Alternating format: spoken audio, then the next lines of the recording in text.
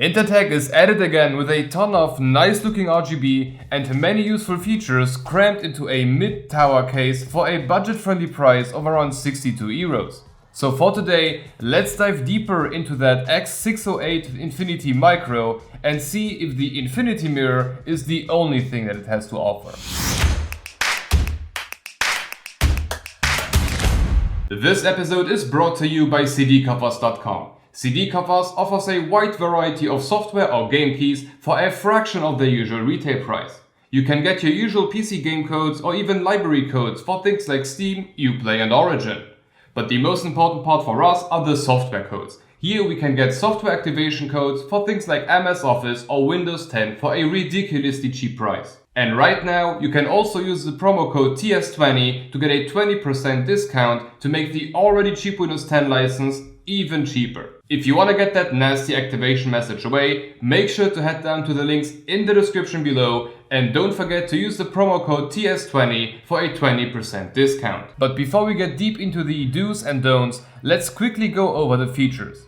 This mid-tower case offers support for up to micro ADX motherboard size to 3.5 inch or 5 2.5 inch drives, or 2 3.5 and 3 2.5, that's up to you, a separate power supply tunnel with a little window and a removable dust filter underneath, 4 reattachable PCIe brackets with up to 320mm GPU length, support for 6 120 fans, 3 in the front, 1 in the back and 2 on top.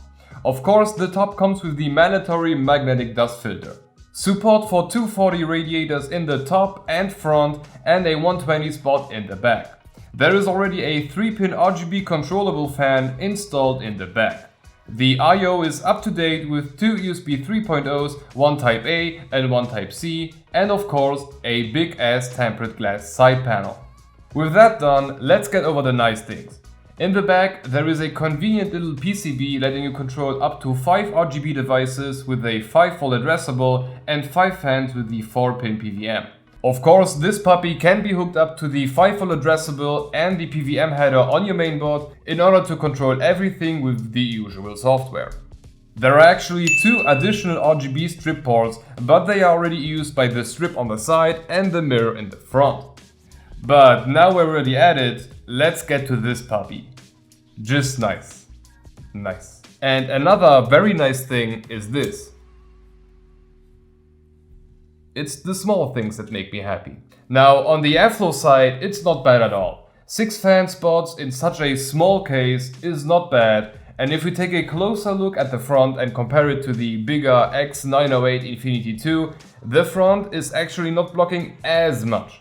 I mean, sure, the front airflow is still bad as hell, but there is a mirror in the front, what did you expect? I'm just saying that for the form factor and because there is a mirror, it's not that bad.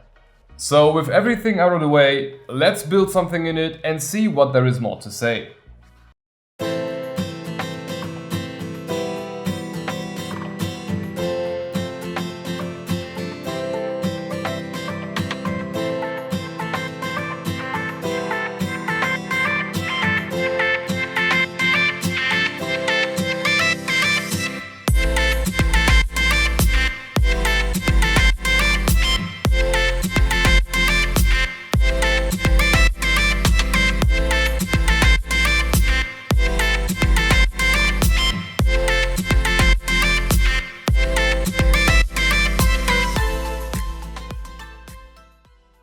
Okay, after having built on it, what can I say?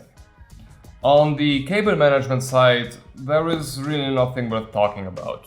It has cutouts around the mainboard, and that's basically it.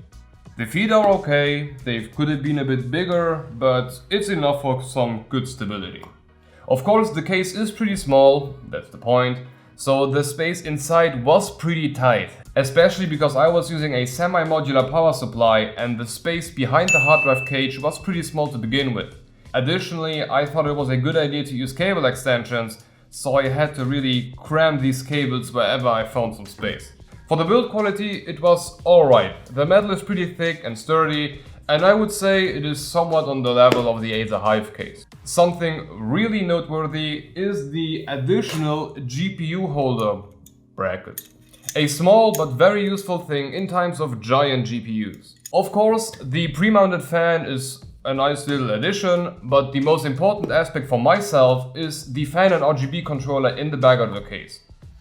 Not only did it save me some time and money to get an additional one, a ton of splitters, but it also helps out the people that do not have an RGB port on the mainboard, because it basically does the same thing a software can do. Now, on the could have been better side, the dust filter for the power supply could be better, just like it is in the X-608 case. They could have added some rubber sealings around the cable cutouts, which would have made everything a bit more premium. And 140 fan support in the front and top would have been nice, especially because there was enough space for it.